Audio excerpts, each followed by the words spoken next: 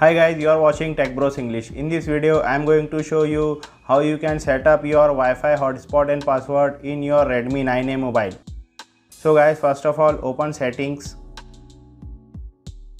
Now open connection and sharing.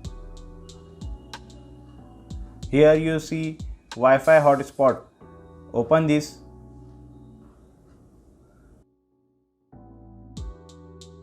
Now select set up portable hotspot.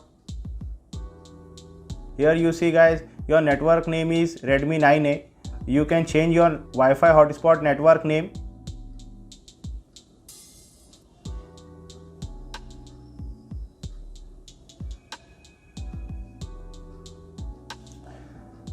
And here you can change your password.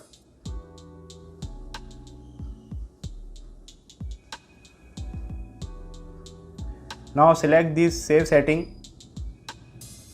And now guys, if you open this, then your Wi-Fi name is TechBros English and your password is Redmi 9A hotspot. So guys, with the help of this method, you can also set up this setting in Redmi 9 mobile and Redmi 9A mobile.